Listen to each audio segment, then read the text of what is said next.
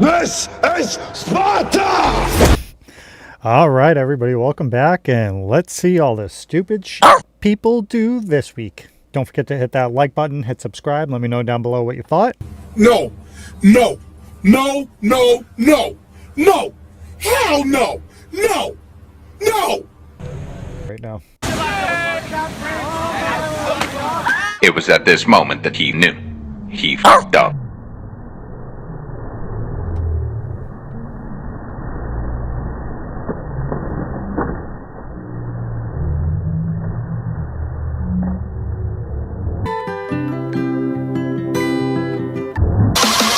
We're back from the dead.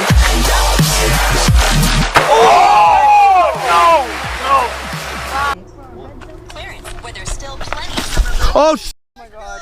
Oh! Fuck. Dude, you alright? No. I am not okay. God damn it!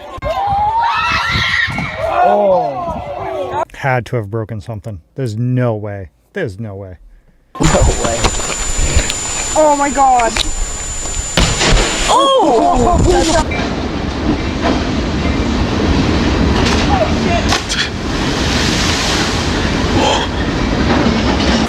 You don't, nah, I really don't think he is. I knew it! Oh god, are you good?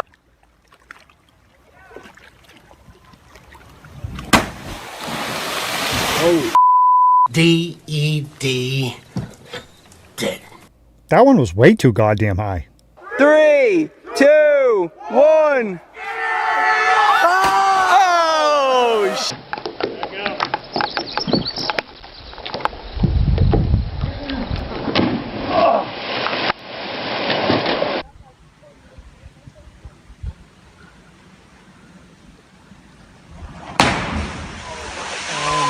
God.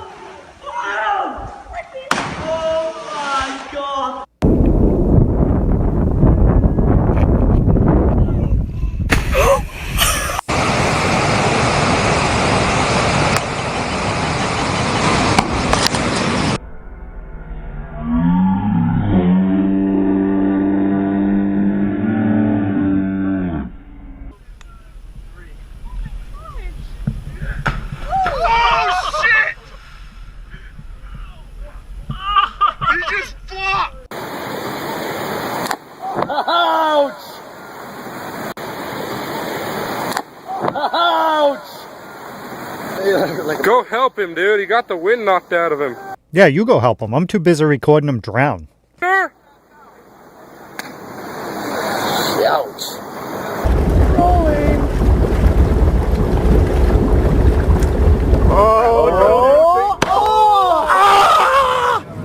Get them out, get them out, get them out.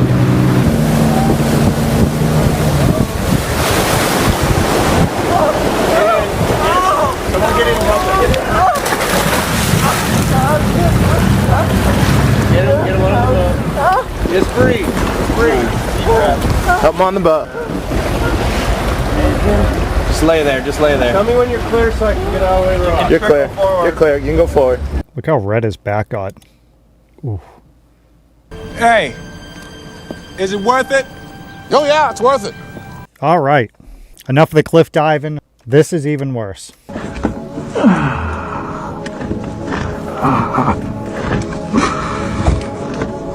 So right now I'm breathing out.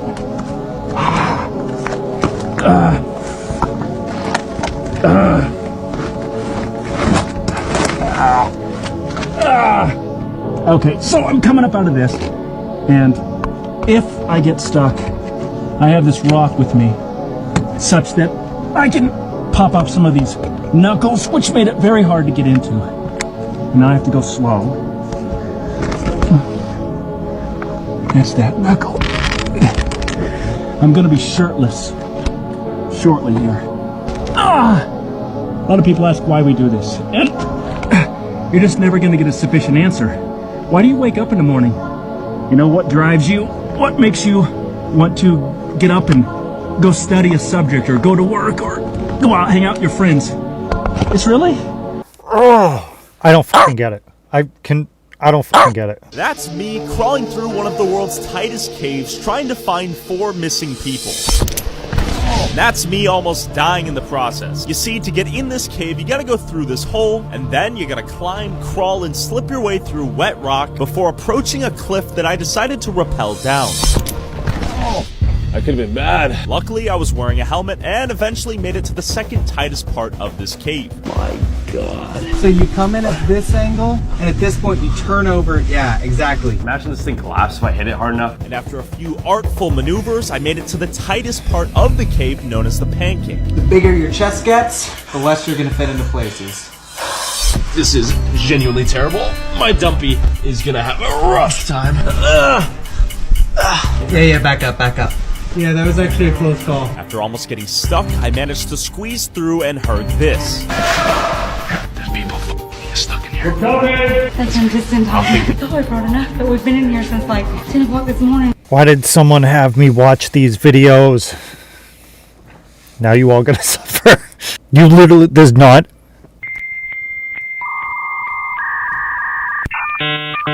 You couldn't pay me any amount of money to do that. It's not ever gonna happen. So today we did cave crawling and would definitely not recommend it for those who have claustrophobia. I myself got stuck in a few places and started to panic, but still managed to get through it with my friends. Despite the challenge, it was still fun, it was different, and I say give it a go if you're willing to. That's in a safe, controlled environment, and still absolutely no.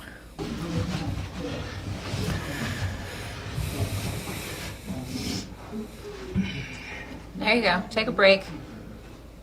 It just gets easier from here. Yep, you're almost through the hard part. There you go.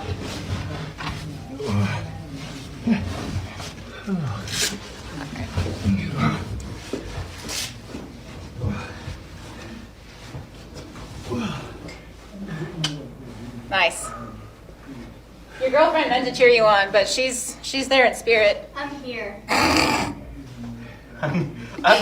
Alright, so one person goes, do you ever panic or even fear doing this? I would totally freak out. I'm so incredibly claustrophobic, I could never do it, but props to those who can with no fear.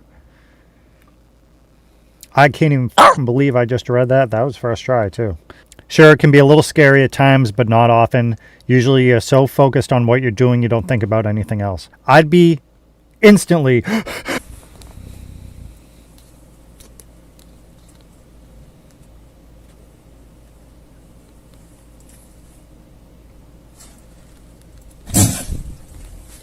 Oh, dang. Yeah.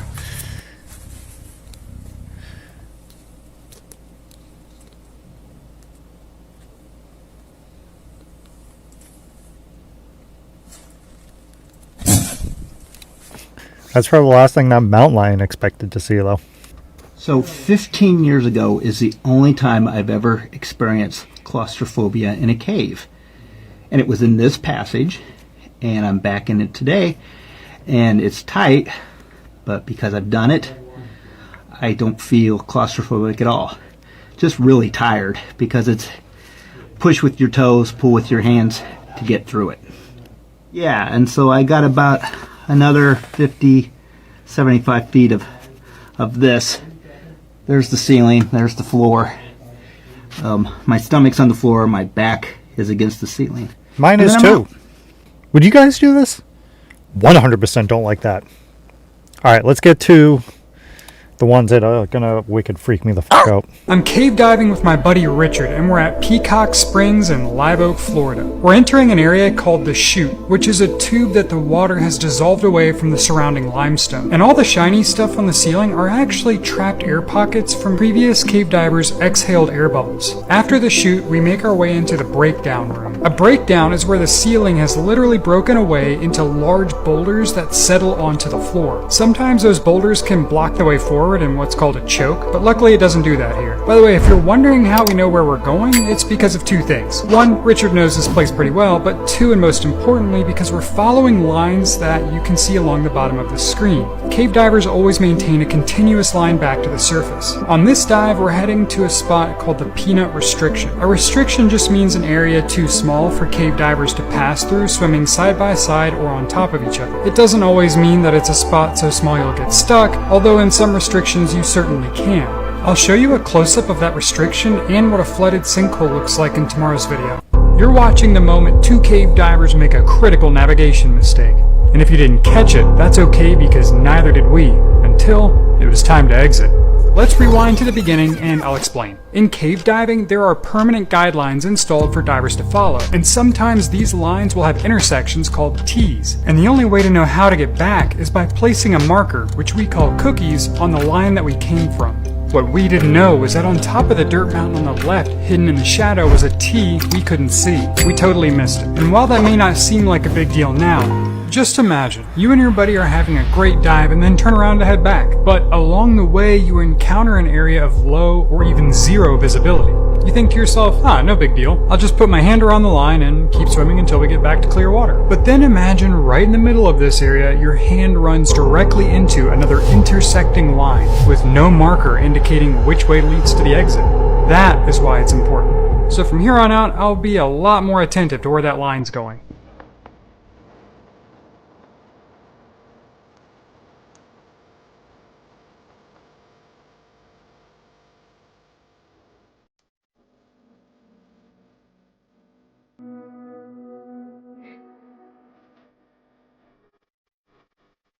She's got no air. Take just getting stuck for a f***ing second.